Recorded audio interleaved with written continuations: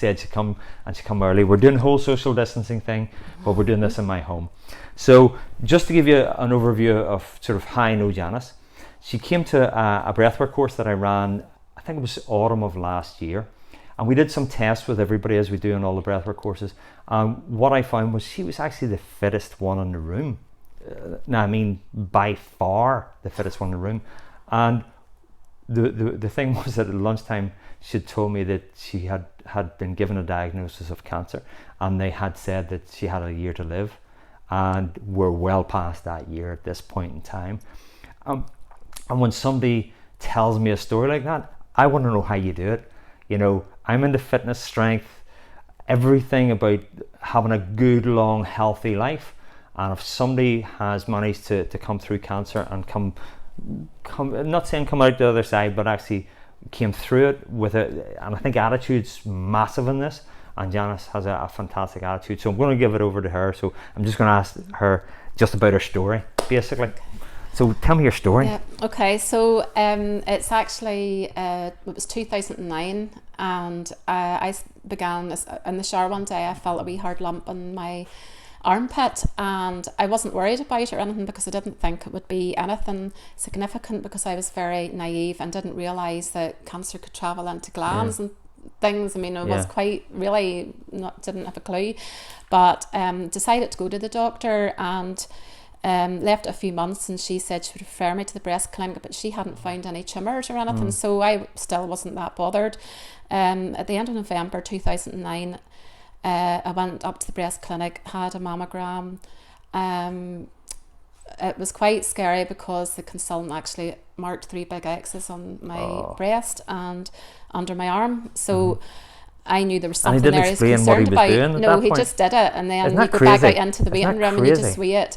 I didn't say anything because I was nearly scared to ask, you know, do you think I have cancer? Because I still didn't really think it was anything, because I hadn't felt anything.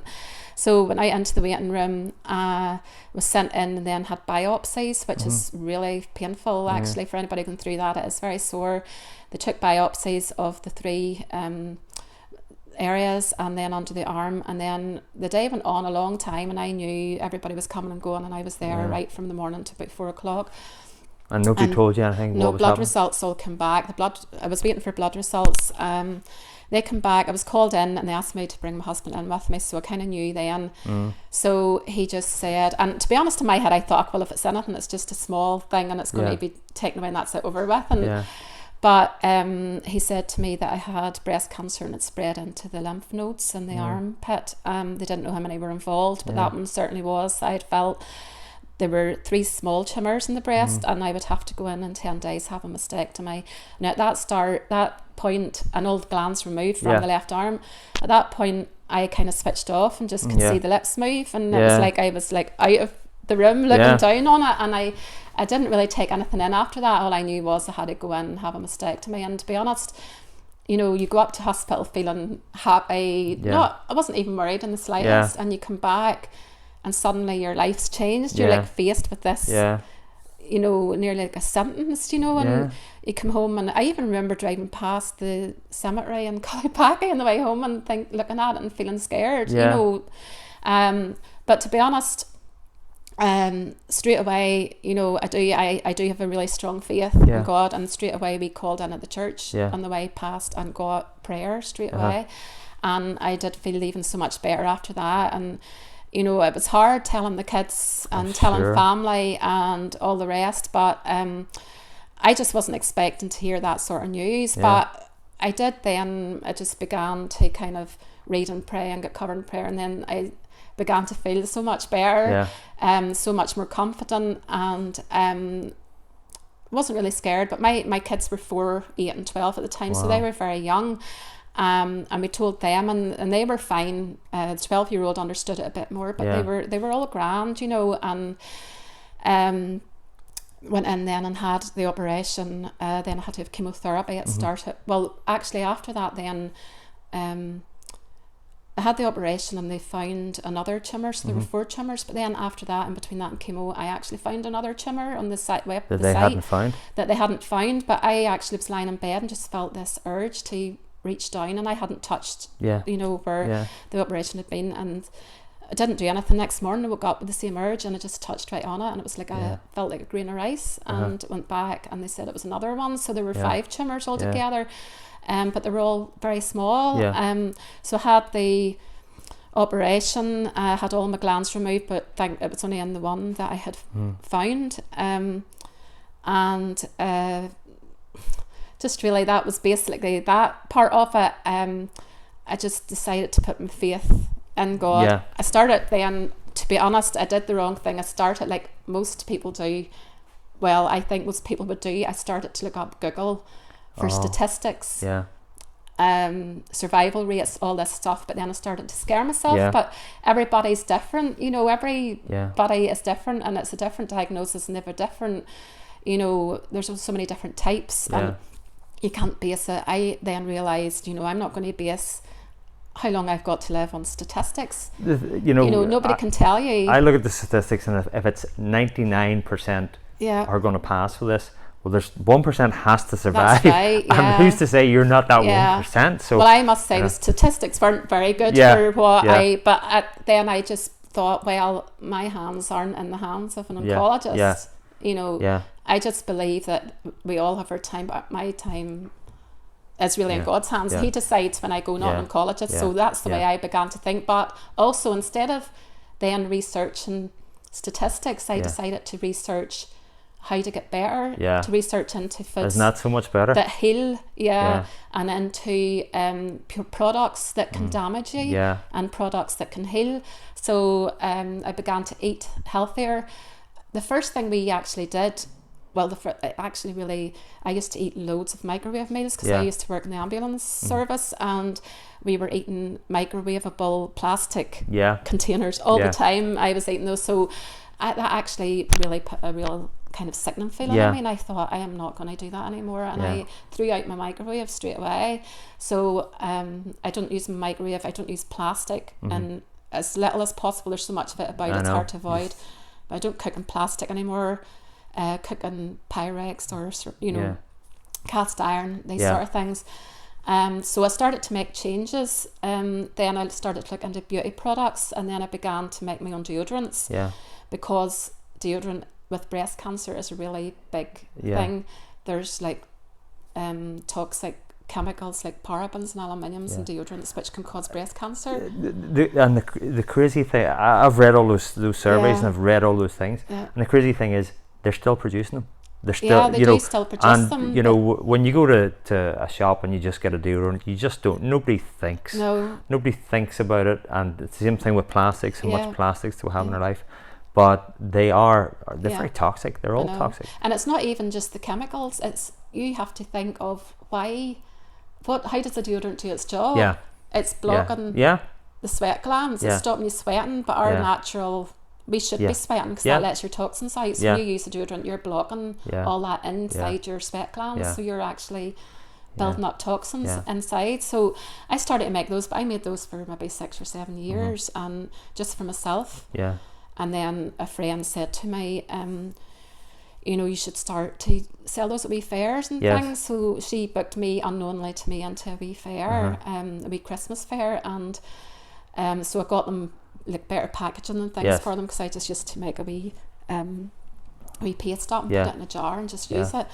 So that's how that all started. So I began then truly blessed is what I call just the wee, because I always believe. At that stage, I'd been living another 6 or 7 years, and I'd seen so many people, so many people on the same journey had not had that privilege of living that length of time. So I also want to say about the wee verse, but I said I was strong in faith. But before I was ever diagnosed with breast cancer, I kind of knew something was going to happen, because I was reading my Bible one night, and there's a wee verse in 2 Corinthians that says, He comforts us in all our troubles, so that we can comfort others with the same comfort that He's given to us. And I remember I started to cry at that verse, and I'd never done that before, reading my Bible, and I said to my husband, I think something's going to happen, because why am I crying at this verse?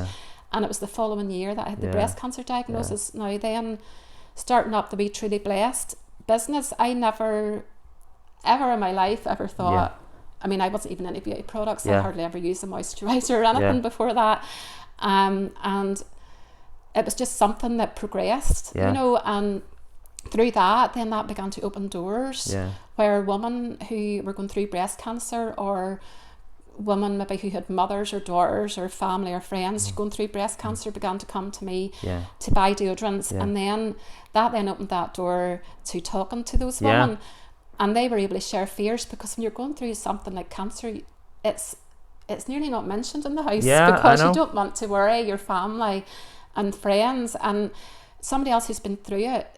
You know, I can say to those women, I feel like a bond with those women straight away, because I can say to them straight away, I know how you're feeling. I have felt that exact same pain, that exact same worry. You know, and I mean that from my heart. But somebody who hasn't gone through it, if they give you a pat on the back and say, I know what you're going through, they don't really know what you're going through, because they haven't experienced it. They haven't experienced that you know, the fears of leaving your children early, or you know, just different things like that there. So I just can't even imagine. And you know, it doesn't affect just you, it affects your kids and your husband, because I'm sure he felt powerless. Yeah, he did. You know, because he's the sort of the man of the family, and he probably wants to protect you and look after you. But you know, I know as a husband, if something happened to Anne, I'd just be in bits. And it's something you can't really, you feel like you can't fix, but you can, in a way, you can fix it, because I kind of believe cancer is caused by, it's not just genetical. I think that, I mean, research shows it's just a very small percentage genetical in breast cancer, or any most cancers. It's to do with what you put in your body, what you eat, the water you drink. I said about throwing out my microwave, but the next thing we did, the big thing, was change our water to alkaline water. And we don't realise, you know, we talk about the food we eat, but the water we drink is actually more, you know, it causes more effects on your body than eating, because it's going straight in there and through. So we changed to alkaline water. I actually watched the programme, and it was saying that when they take all the minerals out of the water, when the water hits your body and goes into your body, it's looking for those minerals, so it actually takes it away from your body. It does. It strips the nutrients and things. It does. You know, and I've been involved in fitness and martial arts all my life, and I only learned that last week, and I thought, how did I not know that? They say that as well, when you drink alkaline water, it oxygenates your cells, and cancer it's hard for cancer to live in an alkaline environment. Most cancer patients are acidic in their blood. Some people say, but your body regulates itself. Well, it tries to, but if you're overworking your liver, you're not helping. But one of the tests we did with you on the course was if your BOLT score is low, it means your body's too acidic. Right. And one of the ways people get rid of acid in their body is through overbreathing. So that's how you can check to see if somebody is acidic. But you're right, and your body's trying to find balance all the time. But we don't give it, you know, we're not helping it, because if your body's trying to find balance, but you're spraying something under your arm that is basically a toxin, then it's fighting that toxin, which doesn't leave it the room to fight the cancers. That's right. You know, and induces cancer. So so that was the next change, was the alkaline water, deodorants, eating. I stopped eating processed foods. I cut down on sugar as much as possible. So life went on. I had a few scares through the way, you know, where you would have a pain and things, and maybe it turned out okay.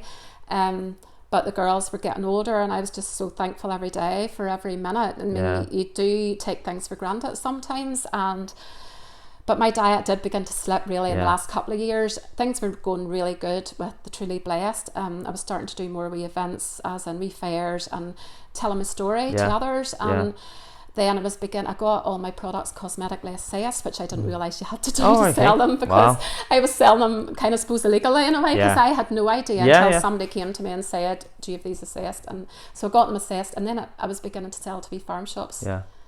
Brilliant. That was last year, so we're fast forwarding kind of nearly 10 years. And then in January, this was all going well, and then I started to take like a pain in my stomach, and it was getting so bad in February that even going over a bump in the road, it was, you know, it was Yeah, like you nearly feel a it. broken ribs. It was like really sore, but I knew it wasn't ribs.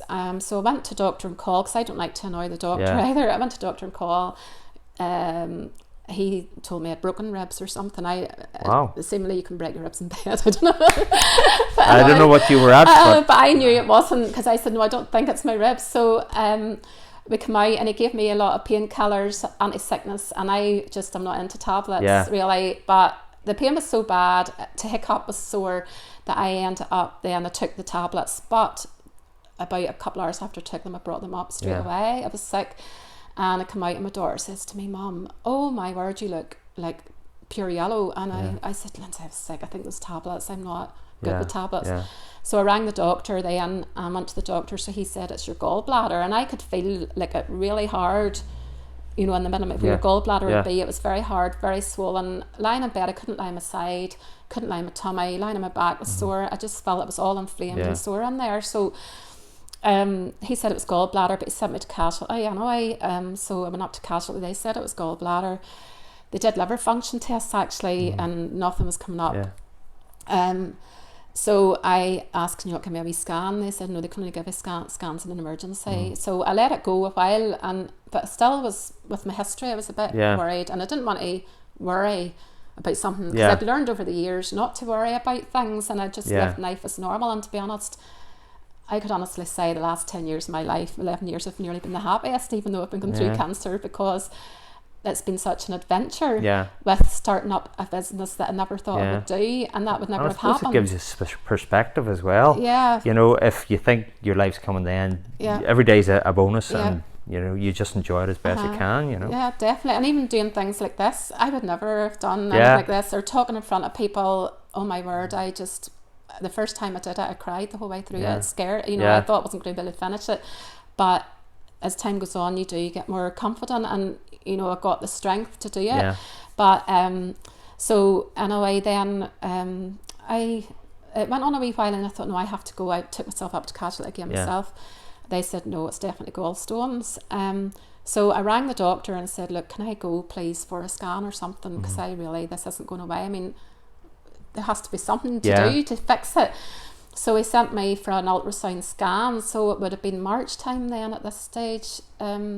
No, actually it was Easter, whatever time Easter was last year. It was it was April actually by the time this all happened. Went for the ultrasound on the Friday, and on the Monday my phone rang at 9:15, and I knew straight away it was the doctor, because it was an unavailable number. And I thought, oh no. And like you had said on the wee post the night before, I just put on that post on Facebook. I had the biggest response ever to that post. I had nearly 30,000 people reached on that post, and I usually reach about 10 or 20. And I was like to my daughter, what is going on here? Look at this is just going crazy. I've never had such a big response. And on that post I'd put for ladies to contact me if they wanted to talk about anything, I would help. And I'm like, how am I going to help people now? The next day when I got this diagnosis, then I said, why did that happen, you know? So at one stage I thought, I can't do this anymore, because I feel like I'm a fake, because I've been helping people all these years, and now this has happened. But then I thought, no, I'm not a fake, because I can still help people through this, because I'm still living through it, and I have had 10 years, and I'm going to have more in my heart. I believe I'm going to have many more years. So anyway, I went to, the call came through, and it was the doctor, and went down to see her. Had to take somebody with me. I took Lindsay with me, my daughter, because my husband was at work. And she said to me, the cancer has spread to your liver. And obviously when you're told that, you know it's not good. She said it wasn't curable. Secondaries normally aren't, very, very, well, very seldom. And so that was okay. Then Lindsay, dear lover, was doing her finals that day for her uni. So she went up and did those. I said, no, go ahead. And that's the same day? Same day. Jeez. The doctor had said she would write a letter if she didn't do well. She was doing orals in French, I think. So no, she did well. She passed first class classes, so she did good, and I was proud of her, because she was very upset. And so then after that, they said they would send for a CT scan. So they sent for the CT scan. It wasn't spread anywhere else apart from there was an accelerated node. That's the armpit. There was a node there which they said was 15 millimeters, and one in the neck, which I've never really heard where it was. I think it was on the left side, and they said that the liver was completely covered. So it was a shock, but I wasn't it's hard to explain. I had a peace. I wasn't scared. I actually wasn't scared, and I still was so, because the reason I call the wee business Truly Blessed is because I believe I have been truly blessed, because my kids were 4, 8 and 12 then, and 10 years later they're 14, 18 and 22. So they're almost adults, all of them apart from the youngest, and you know, I have been privileged to get those years for my kids, so I believe no matter what happens I still have been truly blessed, really, and truly blessed. So I had the CT. Then I went 2 days later after that. They got me into Laurel House very quickly. That's the chemotherapy unit up in Antrim. Went up there and they took my blood pressure and everything, and then they brought me into a room and said they were going to put in a PICC line, and I'm like, what are you talking about? And they said, we're going to put in your PICC line for your chemo. And I was horrified, because straight away I was like, I don't want chemo. And they said, you have to have chemo. And I said, I actually don't want chemo. I've had chemo 10 years ago, but I don't want it this time, because it's not going to heal me, and I don't want to live. And you'd researched that, I'm sure. I'd researched it, and all my whole bodily instinct was against having chemo. Now, I'm not saying to anybody else not to have chemo, it's their decision. But my heart lay with, no, definitely not chemo. And they said, if you're not taking chemo, you're going to have to go and speak to somebody, because you can't do that. You've been told to give you, put in this PICC line. So I went and spoke to the oncologist, and I said, I don't want chemo. So she said, well, you're going to have to go home and think about it. You know, this disease is spreading your liver, and you need chemo to shrink this. And I said, no, I don't want chemotherapy. So we left, and I must say, when I was leaving, I said to my husband, what have I done here? I've refused chemo from a professional who knows. But I said, I've read so much about it. If I was to say yes, it's like all those years of research are just out the window, you know, because I always said I would never take chemo. So I decided I wasn't. She then sent for, well, I ended up, after that I started ringing around different places. I wanted a biopsy done of the liver, because I wanted to make sure it was the same, because they hadn't researched to see if it was liver cancer or breast cancer spread. They hadn't. Breast cancer cancer cells can mutate, because they're very sneaky, and they can change. I was estrogen positive, so it can change. That can become Herceptin positive, can become negative, can different ways. So they hadn't taken a biopsy to see if it was the same type. So something rose up within me, and I promise you, I am not a confident person normally, but within me something rose. For the sake of my kids, I wasn't going to give up, and I wasn't just going to fall into their hands this time. And I don't mean that in a bad way. They're really professional. They know their job. They're lovely up there, so lovely. But the first time I just surrendered everything into, I didn't research. I just did everything, because I hadn't a clue. But this time I wanted to take control of my body this time. Do you know 100%. What I mean? And so I then rang round a few places to see if I could get a biopsy some way because they were saying no. So then I rang the secretary of the oncologist and said I wasn't going to go and have any treatment or go near again unless they did something, and that was it. And I just left it at that. So then she sent out a letter, brought me up to Belfast, and she said, right, if you don't, and she just told me the bottom line, if you don't have chemotherapy, you're going to die within a year. You'll not be here in a year's time. If you do take chemotherapy, then I said to her, and if I do take chemotherapy, she said to me then, well, you could get over a year. And I said, so you're talking a few months with chemo? And she said, well, we don't know, but you would get over a year with chemo. And I said, well, I am not taking chemotherapy. If you told me you'd get 10 years, okay, but not. So I refused it again. And I did say to her, to be honest, I said, only God knows how long I've got to live, you know, and it's not, I know they can look at their facts and they can work out what they think, but they don't in the long run. So that's why I'm saying anybody that's going through cancer, if you get a diagnosis of 3 months, 6 months, a year, don't take that in. You know, don't that lets that feed your mind. I've actually read, you know, I've read stuff to say that people have been given a diagnosis and they accept it. They've accepted it, and then they die at that particular time. And then they look at it again, and the diagnosis was wrong. But you know, and you're talking about the power of your mind, you know, the power of God. And there's a negative side to that, in so much as other people can believe themselves to be sick.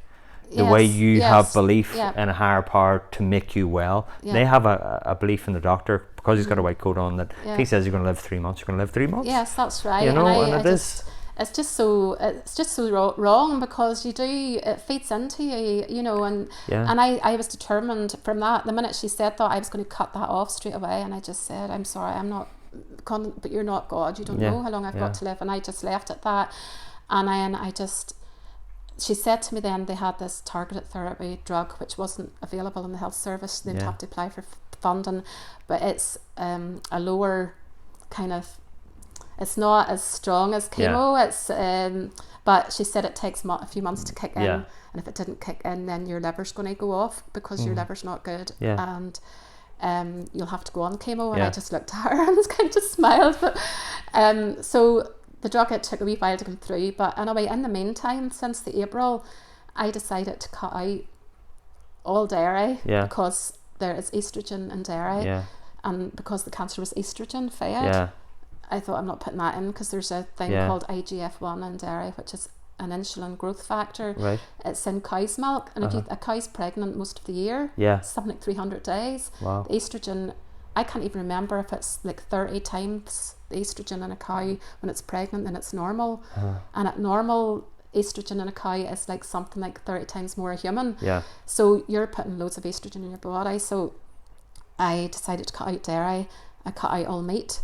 I cut out all high carbs, so cut out all bread, white rice, Yeah. bread, white pasta, all those things, or any pasta actually.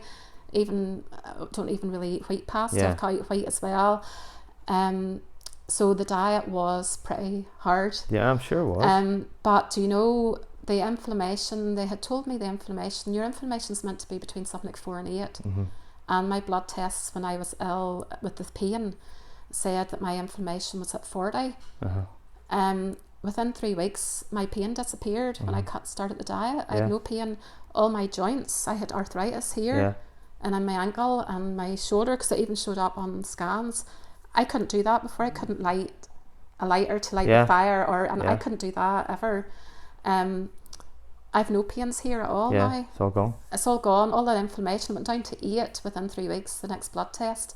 Not My blood massive. test now is between 1 and 4.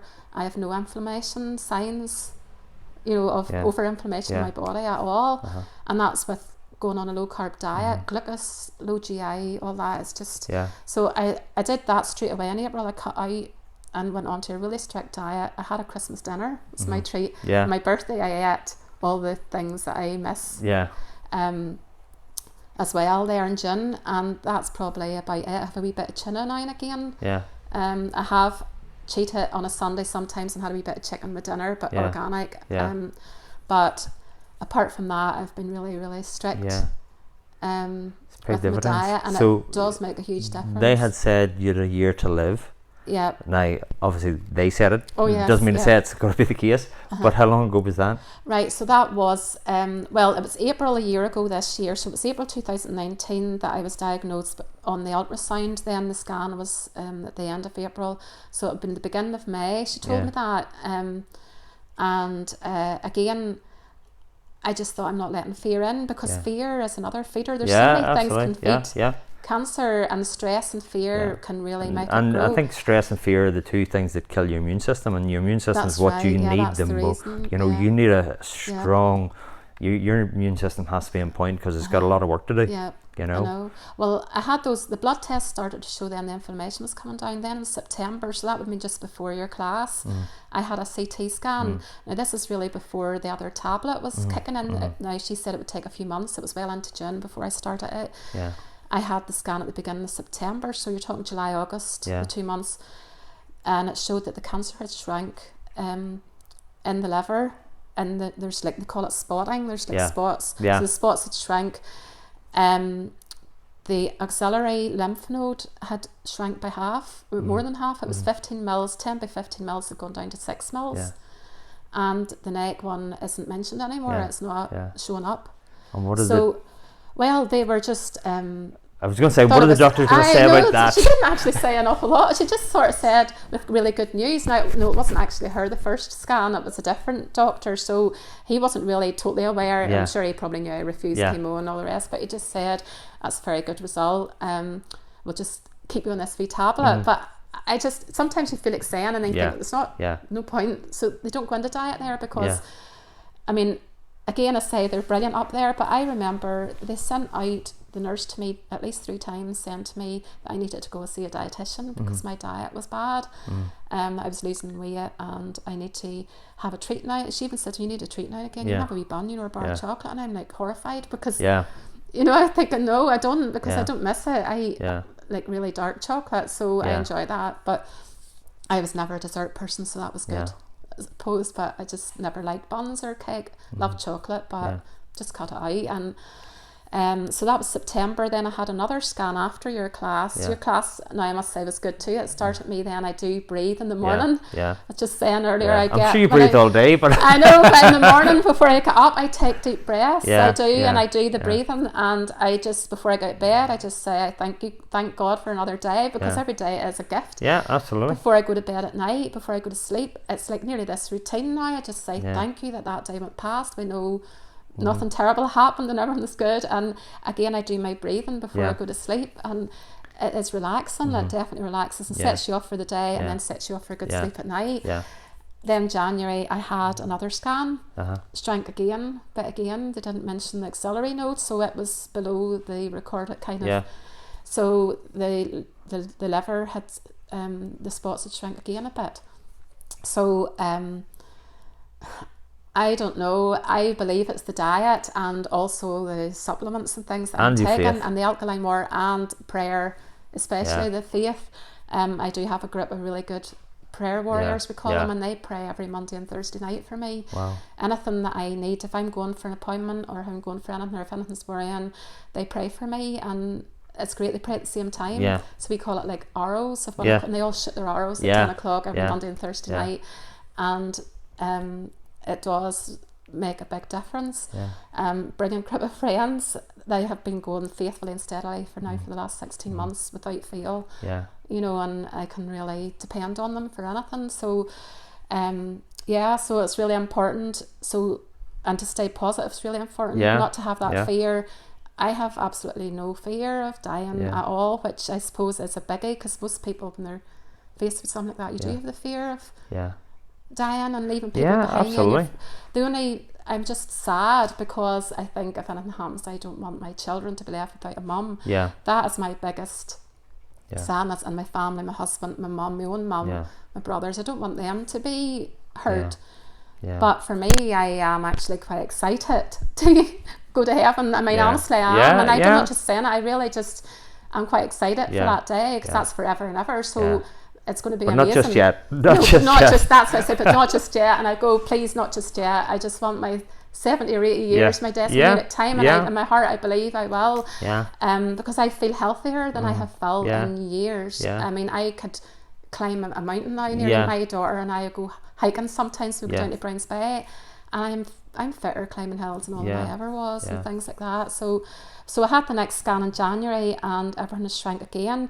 Then that time, I'm trying to think now, what month is, so this is May. This is the first I think it's the 1st of August. It was 1st of August. In May I had another scan, and it was then oncologist said to me, and I thought, praise the Lord, to be honest. She said to me, you're doing very well, keep this diet up, it seems to be working. And I was like, those are the words I wanted to hear. You know, and she's, in May it was stable. See, I'm so confused about it. May, this is August, June, July, August. Yes, I'm due another one in very soon. May it was stable. It hadn't really shrank again. But the thing was, that's why she was quite pleased. I hadn't taken the tablet. Because of the COVID. March, April, and into May I started taking the tablet again, so I was on no treatment. So you see, they were sort of saying, now I do believe the tablet probably does help as well, of course. Could be. But I wasn't on any treatment then, and I still stayed stable. Nothing started to grow or anything. So this is why they were pleased. So I do believe that it is a lot. It's definitely down to you know, what you're taking. And listen, you know, it's obvious that, you know, even if you go out on a Saturday night, and I'd go out on a Saturday night and have a couple of drinks and have a big meal and have a dessert, and I feel rubbish the next day. And it's because the drink and the too much excess of anything's gonna hurt you.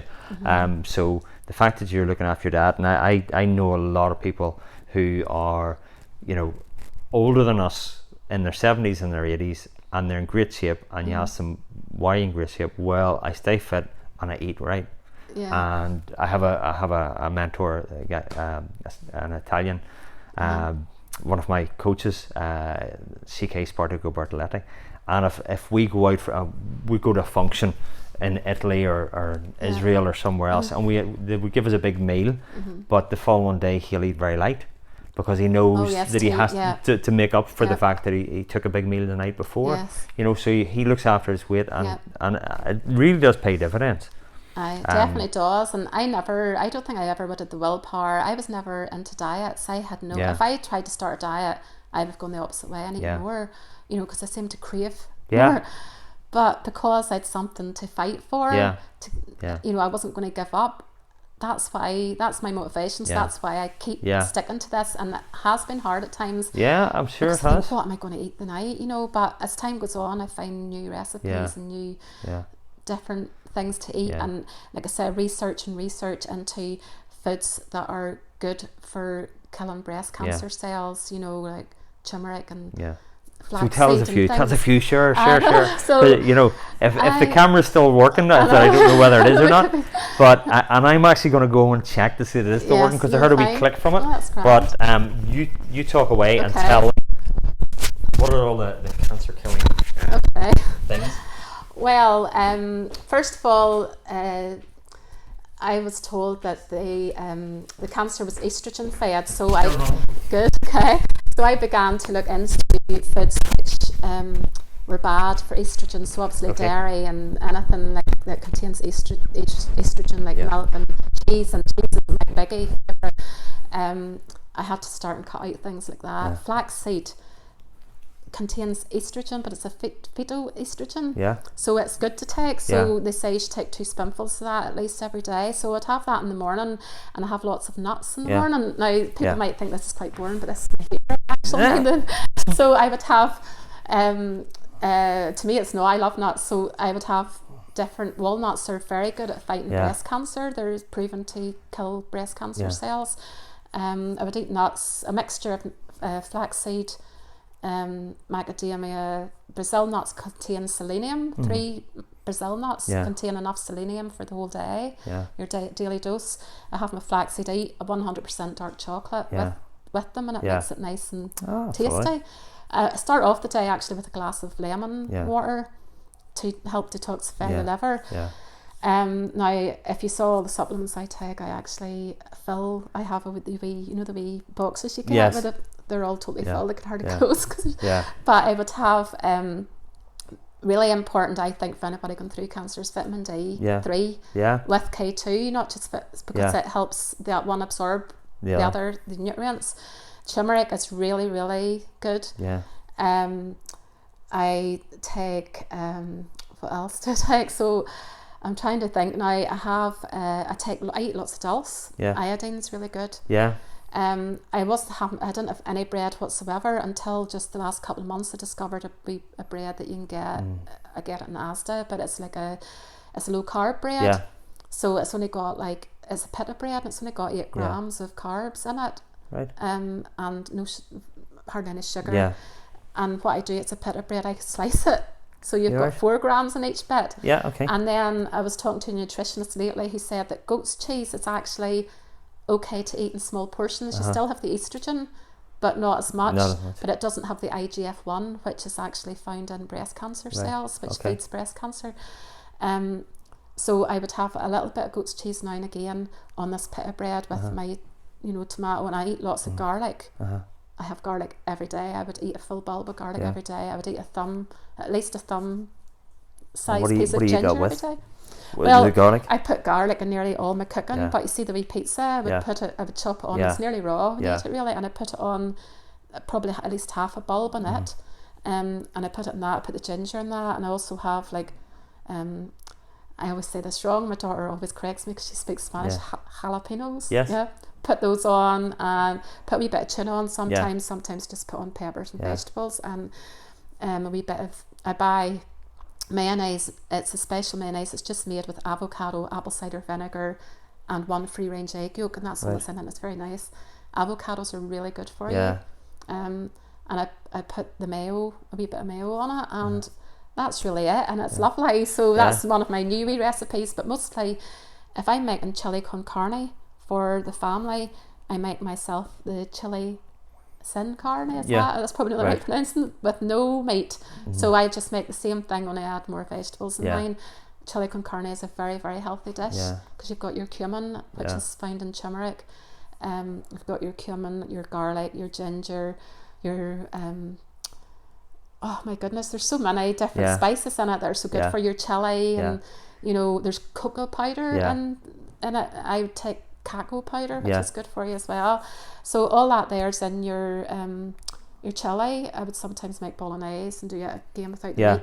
But if you missed your meat, if you put quinoa in, it makes it feel like meat. I have to say this because Caitlin, my daughter, is vegetarian, and Anne's sort of kinda, and I'm a reluctant vegetarian because a lot of times I go, is there meat in this? And I say, well, it's sort of kind of like meat. And there's times that they're making food, and I can't tell the difference. You don't know if they're using corn or they're using meat, and they have chicken substitute stuff in it. But some of the vegetarian dishes that they make are absolutely fantastic, you know. Yeah, I know they are actually very good. I've actually started up now another wee separate webpage, Truly Blessed Health. Yeah. We're putting a lot of because a lot of the women ask me, what do you eat? I couldn't do that. It's so boring just eating vegetables. But you actually can get lots, and my daughter's really getting into it now as well, and she's starting to eat more vegetables. But definitely makes a big difference. There's like broccoli and cauliflower, broccoli sprouts, all those things have a thing called sulforaphane. Now I don't know if I'm pronouncing all these things right, but they're very, very good at fighting breast cancer. Then I also take I eat lots of dulse. What are all my supplements now? You have like I knew I'm going to say this, but I'm trying to do it in a simplistic sort of way. During research, there's lots of off-label drugs that can help block pathways in cancer. So when I started to research this, cancer, they call it like a metabolic approach to cancer, to any cancer. Now they can go up different pathways, and each cancer has a different pathway. So like obviously estrogen was part of the one, but glucose is a pathway. There's a thing called glutamine, which is a pathway. That's an amino acid. It's to do with your proteins. And then you have fatty acid pathway. So I always imagine like Pac-Man, and this is what puts me off. If somebody offers me something sugary or something, I kind of nearly imagine these Pac-Man eating, and feeding and cancer cells. This is the way. I don't know why that just comes into my head. But if you think of Pac-Man, he's just sort of going around eating his wee spots and happy and wee strawberry now and again, but then you get all these other ones and they're trying to attack. But cancer cells feed off sugar, glucose, fat, all this stuff. So if that's coming to get that wee cell to feed it, if you block that pathway, it gets blocked, but then it turns around and it goes round in a different pathway. Line. So once cancer realizes it can't feed off that pathway, it'll try and feed off another pathway. So if you cut out all your glucose and sugar, you can starve. That's it. This is what I believe. I believe that my diet is helping to starve cancer. Yeah, absolutely. So if you can starve, even the fact that you're not acidic, that straight away starves it. I can get acidic very quickly. I have to be really careful because my body is inclined to go acidic for some reason, and it maybe it's because of that. Because they say anyone who's got cancer, their body will be more acidic, but I am keeping it. When I drink my alkaline water steady, if I don't drink it, I see, because I would test, and with urinalysis strips, but so the cancer will go away up another pathway and try and go into the glutamine pathway. Now they say breast cancer is glutamine fed. Now that wee tablet that they gave me there's two proteins called CDK4 and 6, and it blocks those. So they know researchers know that it can be fed through protein, but that's just why I don't know why they don't help people change their diet. In Germany and places, they're really big into diet. But anyway, so glutamine, to block the glucose pathway, obviously I go into a low GI diet. So my carbs, I try to keep them between 30 and 50 grams of carbs a day. Now normally you're meant to, most people have hundreds of carbs a day. So I don't eat any, as like I said, no bread at all. A wee bit of sourdough now and again for a treat, but I don't even like going there either. Just the wee bit of bread, and I make my own bread sometimes with flaxseed and almond flours and things like that. So I don't eat any pasta apart from sometimes I treat myself to a wee bit of red lentil pasta, which is more fibre and less. I eat wild rice, black rice, which is good for you. And again, mainly just nearly all I eat is just vegetables. Really, to be honest. So to block the glucose pathway, like say low GI diet, people don't realise that carbohydrates, pasta, they think it's good for you. They used to think whenever you eat that spikes your blood sugars. So another way then to block that pathway is to take people who are diabetics take metformin. Right. And they would have research shows that diabetics have a lower risk of cancer because this blocks the glucose, right? But you can get a natural form of metformin. You can get berberine, which is a plant-based form, which when you eat, it stops the sugar spike and it blocks that pathway. So then if your wee cell is going away, or the cancer cells are away, they're trying to feed off something else, so they'll try and go to the glutamine. Green tea is brilliant, very good for you, it stops that. The EGCG it's called in green tea, it stops that feeding there. Also then the berberine again can stop that and that pathway. See, now that I'm on the spot, I can't think of what the glutamine pathway. Listen, don't you worry about anything. But, I think the main part, and I did an interview last week with Sam, and Sam is a fitness instructor, runs a really good fitness centre, is in fantastic shape, and nobody would have believed the fact that he was a secret eater. And he would, he sat and he said, I used to go out at night and say to people, oh no, I don't eat too much, and then I go home and eat 2 packets of biscuits. And if somebody's seen you walking into a shop or walking down the street, they wouldn't know your story. I had no idea. They've no idea sort of I'm going to use the word the trauma, because it is a trauma that you and your family have went through with cancer. And the fact that I think personally, my personal belief is there's 2 things that have saved you. It's your faith, and people will have faith in different things. It might be faith in their family, it might be faith in their God, maybe faith in the universe, or whatever they think, but having faith is massive. With faith comes a positive attitude. The fact that you say thank you every morning. There'll be people waking up this morning who have damn all wrong with them, and will be saying, oh, not another day.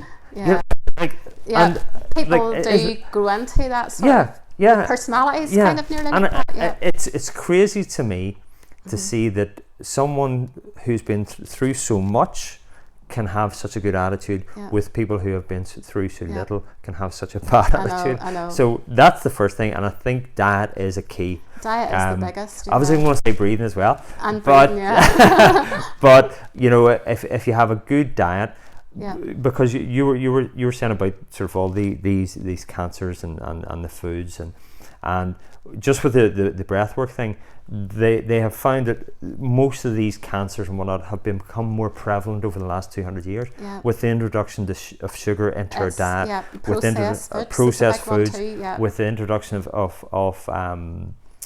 plastics. I post on my page, I'm a big proponent of taking saunas, because saunas actually sweat. That's another thing I do. I have an infrared. I have an infrared blanket. You have an infrared sauna. I remember Anne saying, but I would use the blanket. But it draws all the toxins out. That's right. And you were talking about makeup as well, because I see young girls especially, and their face is totally covered in makeup. And your skin is porous. It's meant to be porous, and I know nothing about makeup, but the fact is that if you put this all over your face, and it's getting a spray tan, you know. I know, I was just thinking that when you were saying that, it absorbs everything that your goes on skin there. absorbs everything, and you're meant to, you sweat for, that was very, what you said about if you have a deodorant or if you have an antiperspirant, which is probably worse, you're meant to perspire. It's a way of your body cooling itself down, and if it can't cool itself down, how does it act? That's right. You know, so I think your faith, what you're eating, and the mere fact that you were told by someone who, and it's arbitrary when somebody says, we only think you're going to live a year. That's arbitrary, because how do they know? Somebody may live 6 months, and somebody may live 18 months, and somebody may live for the next 30 years. That's right, yeah. But I think your faith and what you're doing is fantastic. Yeah. So I'm not into sort of making big plugs or anything like that, but I think there will be people will come on my page and say how to get some of these products. I use them, you know, and Anne uses them. So and it is, again, it's using aerosols and whatnot.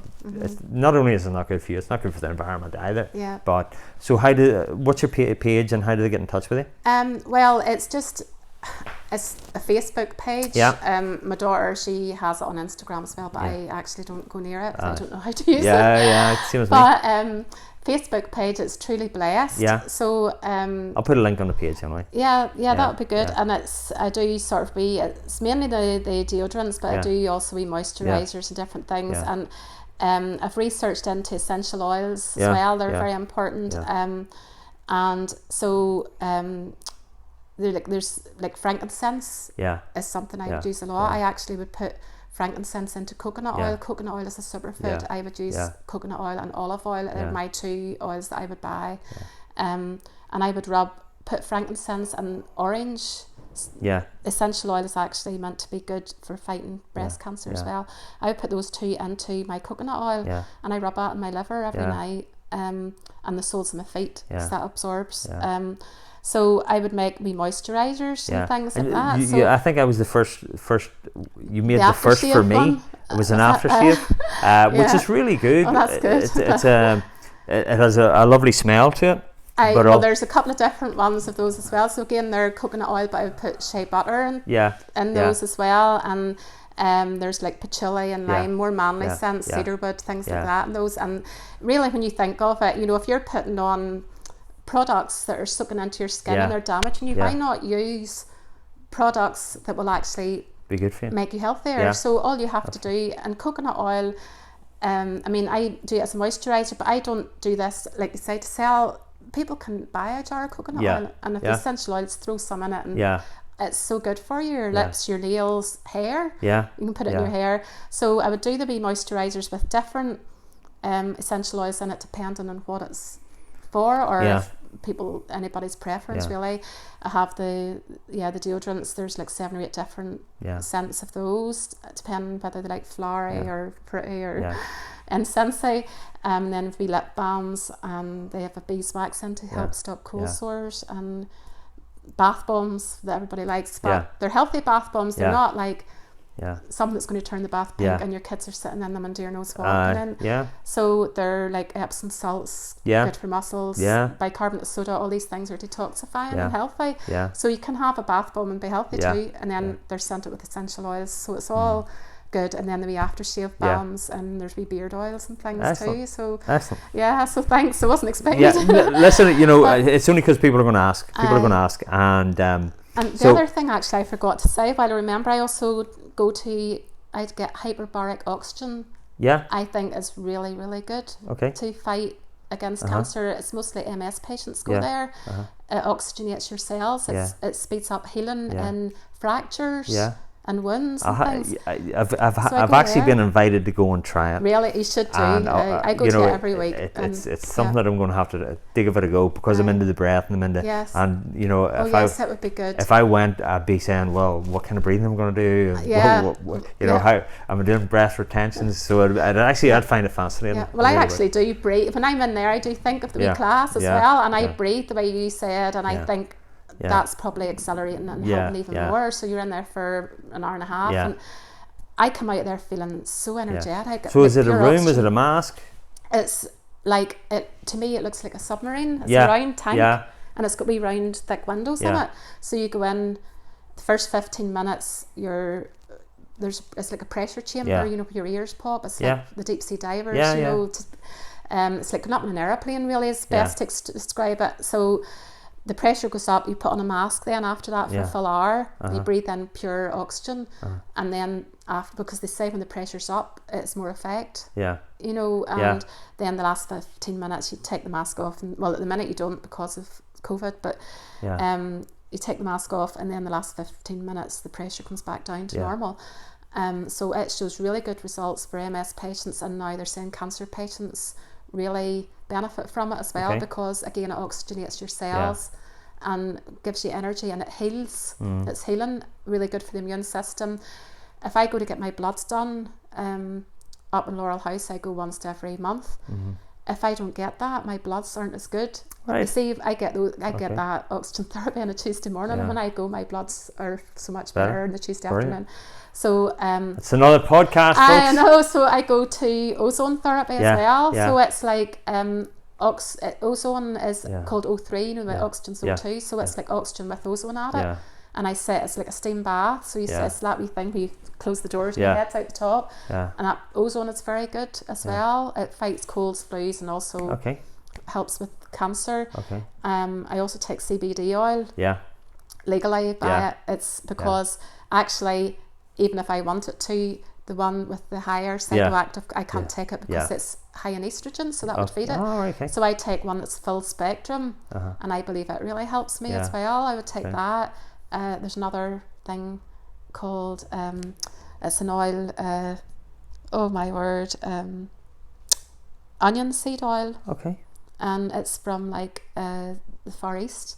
And it was Muhammad always said that everything, that it can heal anything except death itself. And I would take it. It's very, very good for to fight against cancer, and it's a really healing thing as well. So I take a spoonful of it.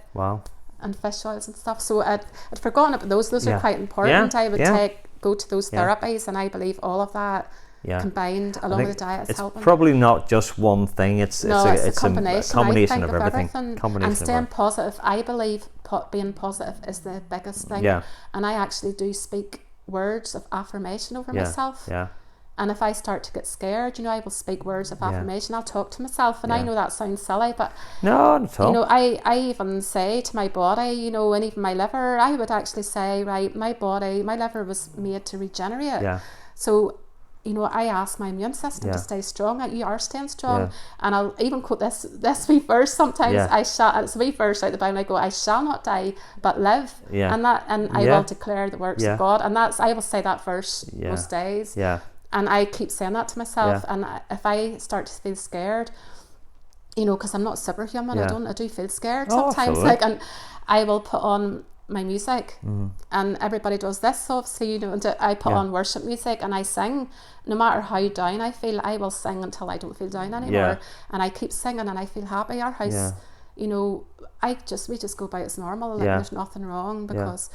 And so there is nothing wrong. I'll speak words over myself, and I'll quote Bible verses over myself, and I'll keep like promises, and I just keep saying I'm not going to die, I'm going to live, and you know, I'm not going to, because there was a survey done by Reader's Digest, people who would get the flu a lot, you know, they'll say, oh, I'm not a bit well today, and I've got the flu, and I've got yourself into it. And other people will just say, I could be grand, and they'll go out and get on with it.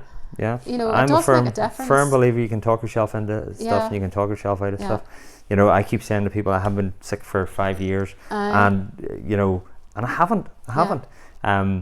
But who knows? I'll be sick tomorrow. But if I am, I'll get through it. I'll get to the other side, and it doesn't really concern me. I know, and I must say the same. Even though I've been going through what I've been going through. You know, because I can't remember the last time I had a cold, because they always say if you have a cold you need to ring straight away to Laurel House, and I'm like, I haven't had a cold, and definitely in over a year and a half, because since I started the wee tablets, you know, and you know, so you would think if my immune system's not good, that they're trying to say, why have I not had any colds or flus? Your immune system must be working to some extent. You know, it must be working to a high extent. If no colds, no flus, anything at all like that. So you're doing amazingly well. Well, I don't. It's not really. I just don't put it down to me. I just put it down to faith, and I do try my hardest. I'm not going to give up. I always say, with every breath that I'm able, I will keep going, and I will keep talking about just, you know, just the gift of every day, the gift that God's given me. I will keep talking about it. I will never give up. For the sake of my kids, I will keep going. Until my last breath. I will, definitely. And it's not for me because, like I said, I'm not worried. It's they're the reason. And every mother would say the same. So I don't really feel that I've done anything exceptional or anything. I just feel I'm doing, as a mother, a maternal instinct, I just do the best I can to stay alive. That's all we can do. I just hope to see grandchildren and all the rest. So I'm sure you will. I'll be very happy when that day comes, and we can come back that day and we'll talk about. Listen, we'll come back at some 10 point. Years ago. You know, we'll come back at some point, and this is just a question. If there's somebody who's struggling with cancer, you know, you have a group or you talk to people as well. Well, that was how I felt. Even like I'd said earlier as well about, you know, if I hadn't had breast cancer, I wouldn't have had this adventure. I wouldn't ever have made a deodorant in my life, because I never, like I say, wasn't into beauty products really. And like that opened doors to talking to people, and I really believe it was like that verse I said at the very beginning, he comforts us in all our troubles. I really believe that these doors were all open to me, not by me, but just it was my destiny to do this. It was the plans that God had planned for me from the beginning. And I don't believe he gave me cancer now, definitely not. I do not believe that, but I believe he used the cancer to help other people. Absolutely. You know, he's used something that was meant to put me down and take me out. In a way, he has used that to help others. So yes, if anybody wants to talk or ring, they can go onto my page, and my email's there. I think my phone number's even there. I will talk to anybody who wants to talk, who needs any help or just wants a shoulder to cry on. Honestly, I don't mind, because I believe that my reason, you know, having my children was a big reason. One of my biggest plans in life for me to be here was to help other women. And do you know, and I don't mean, you know, in a way as well, that comes back to that blesses me more than anything. You know, people say, oh, you're blessing people, but I feel nearly a bit selfish sometimes, because I think when I bless others, it comes my goodness, back. What you give comes back. I feel so blessed. I go away feeling so happy that I've been able to help somebody, that I've been able to say nearly to cancer, you know, to pot with you, look what's happened, that person has gone away, you know, you haven't done what you wanted to do to me. I just, you know, because there are times I even talk to cancer and say, get out of my body, get out of my life, I don't want you here, you know, you've no right to me, you know, and you know, and I'll just say, you know, even this, you know, I don't know if I'll explain this right, but people, sometimes when people have had cancer and you hear people after saying they lost their battle to cancer, I actually, that doesn't really resonate with me. I kind of feel, I don't think anybody loses their battle to cancer whenever they have tried everything they can. And I think, to be honest, you know, I believe that I will never lose my battle to cancer. If I die, it's not cancer that's taken me out, it's my time to go.